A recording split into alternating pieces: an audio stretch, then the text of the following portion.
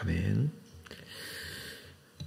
오늘 주실 하나님의 말씀 이사야 32장 9절부터 20절까지 말씀입니다.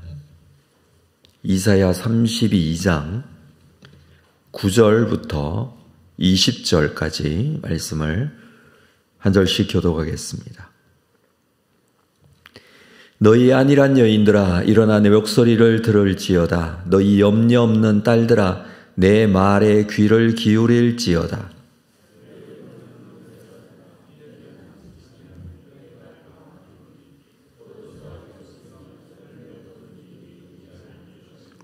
너희 안일한 여자들아 떨지어다. 너희 염려 없는 자들아 당황할지어다. 옷을 벗어 몸을 드러내고 배로 허리를 동일지어다.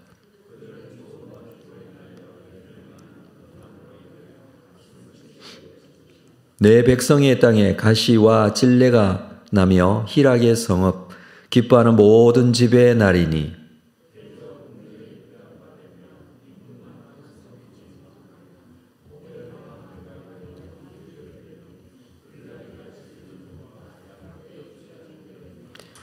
마침내 위에서부터 영을 우리에게 부어주시리니 광야가 아름다운 밭이 되며 아름다운 밭을 숲으로 여기게 되리라.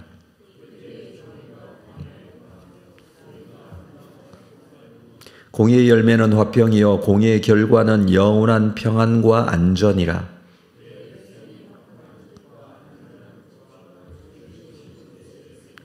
그 숲은 우박에 상하고 성읍은 파괴되리라.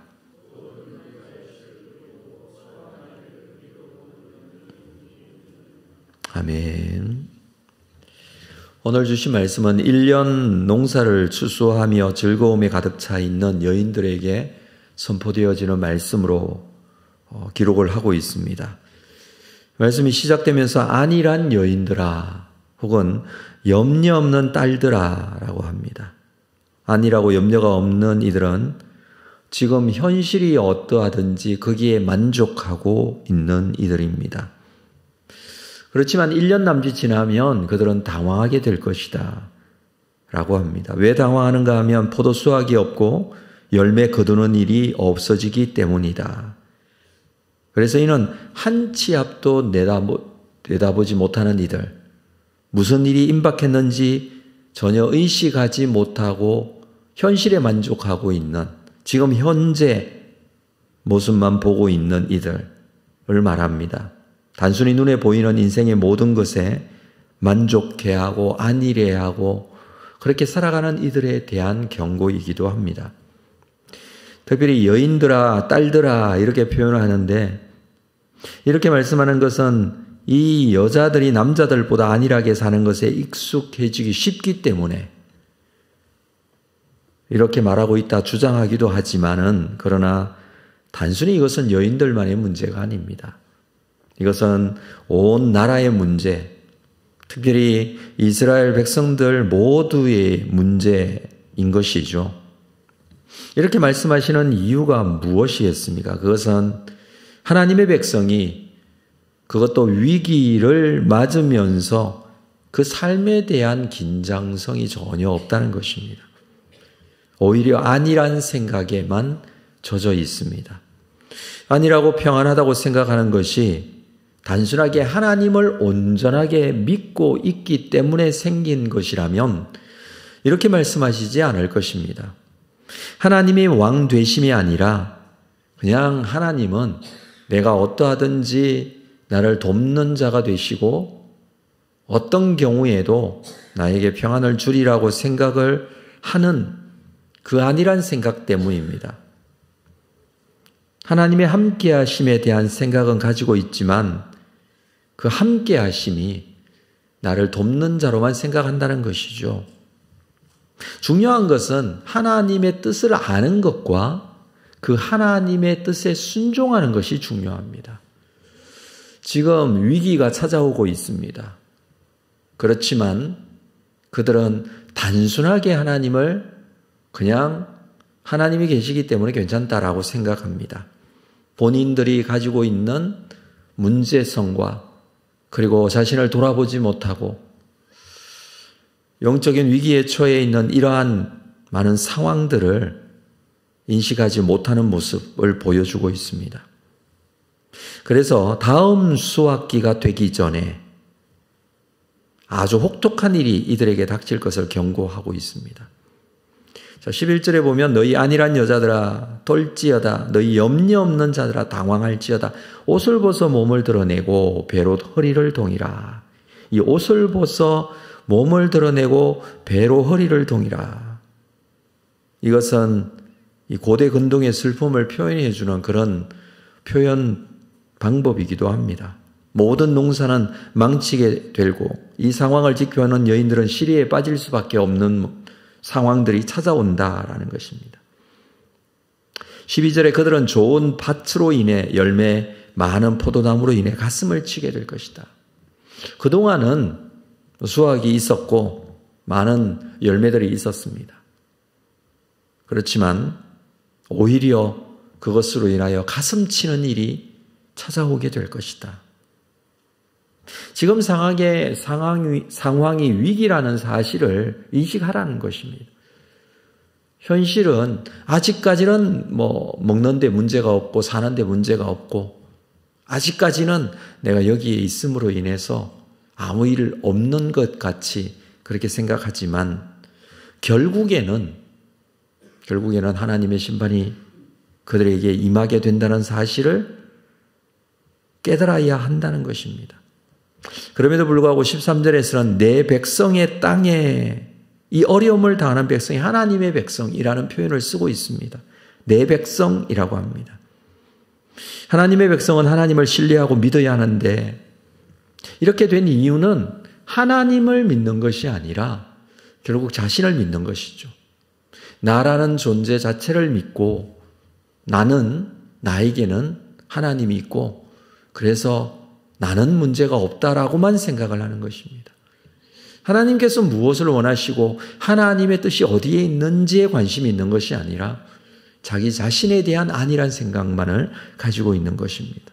하나님은 그저 도구가 될 뿐입니다. 그래서 내 백성이지만 가시와 찔레가 나고 희락의 성읍 기뻐하는 모든 집에 그렇게 되겠다라고 합니다. 우리가 앞에서 32장 앞부분에서 공의의 왕의 통치가 이루어지면 진정한 회복이 있을 것이다 라는 말씀을 나누었는데 이는 그렇다고 해서 이것 때문에 결코 방심하거나 안일한 생각에 젖어들어서는 안 된다는 것을 거듭 강조해 주는 것입니다.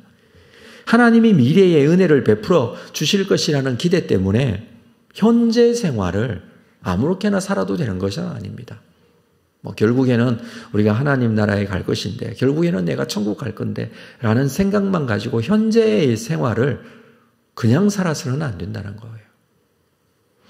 오늘을 살고 있는 우리에게도 매우 심각하게 받아들여져야 할 그런 부분입니다. 미래에 대한 분명한 확신이 있더라도 결코 현실을 기피해서는 안 됩니다. 현재 내가 해야 될 일을 거부해서는 안 되죠. 현실의 삶도 최선을 다하는 삶을 살아야 한다는 것입니다.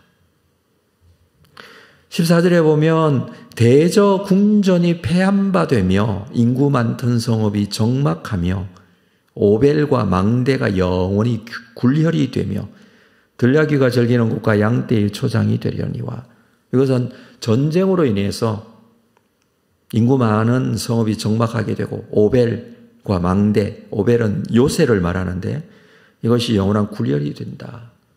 결국 전쟁이 일어날 것이다. 하나님의 심판이 있게 될 것이다. 라는 것입니다. 그것을 하나님의 심판에 대한 준비와 마음을 우리가 잊어버리면 안 된다라는 것입니다. 우리 자신의 현재적인 모습이 어떠한지 돌아보고 현재의 삶이 하나님의 뜻에 순종하는 그런 삶이 되어야 된다는 것을 강조해 주죠.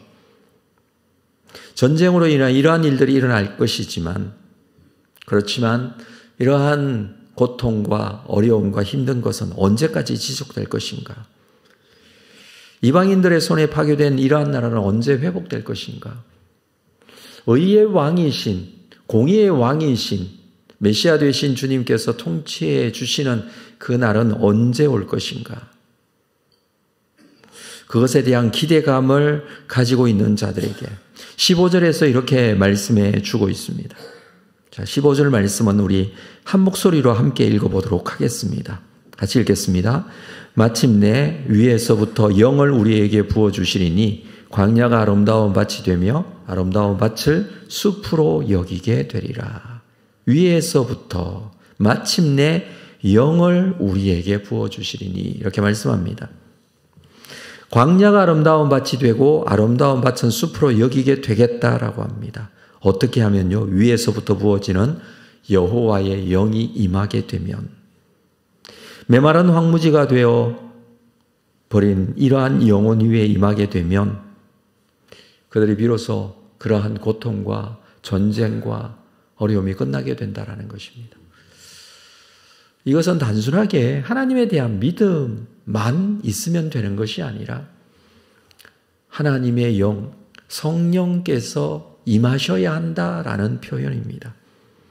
하나님의 영이 임할 때에 구체적으로 두 가지가 회복될 것을 오늘 말씀에서는 말씀해 주죠. 광야가 아름다운 밭이 되겠다라고 합니다. 이것은 그들의 땅이 다시 기름진 옥토가 되어 많은 소산을 내게 될 것이다 라는 것이죠. 두 번째는 정의와 공의가 온 세상에 가득합니다. 16절에 그때의 정의가 광야에 거하며 공의가 아름다운 밭에 거하겠다라고 합니다. 이 풍요로운 땅과 함께 정의와 공의가 가득한 세상. 이것은 모든 사람이 원하는 것입니다. 풍요로울 뿐만 아니라 그 풍요로운 땅에 공의와 정의가 가득하다라는 것이죠.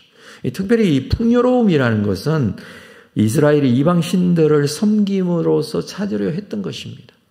바알과 아세라 신, 가나안의 풍요의 신입니다.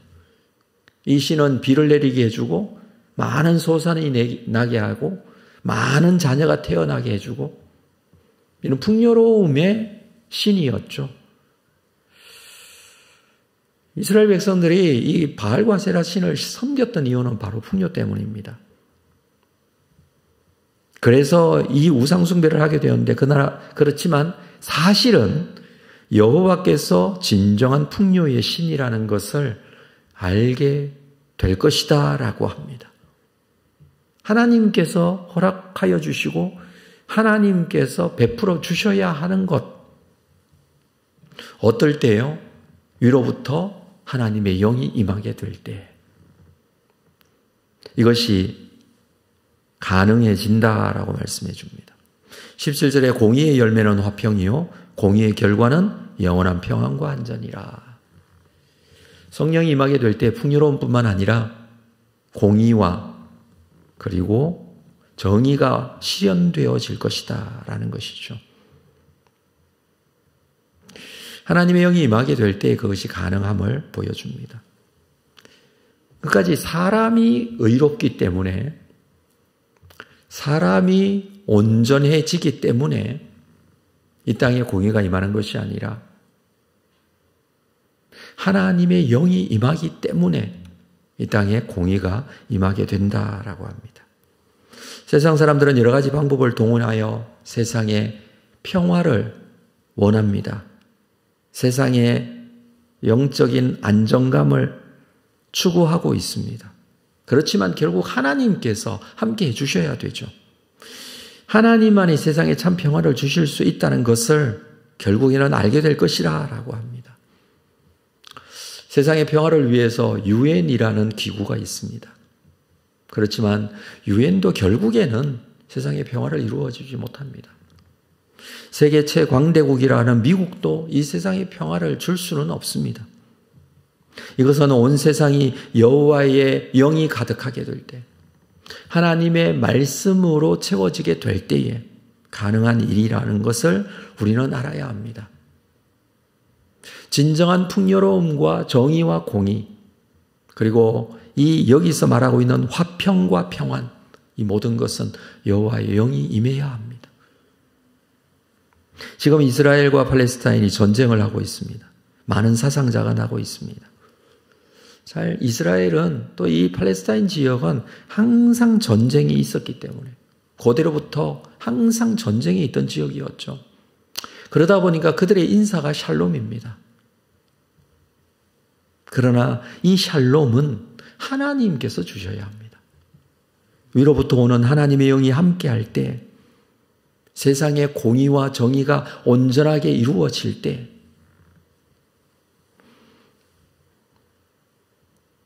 화평과 영원한 평안이 주어지게 될 것입니다. 이것을 오늘 본문에서 이렇게 말씀해 주고 있는 것이죠. 하나님의 능력에 의한, 그리고 성령의 붙잡힘에 의한 평화가 진정한 평안이라는 것입니다.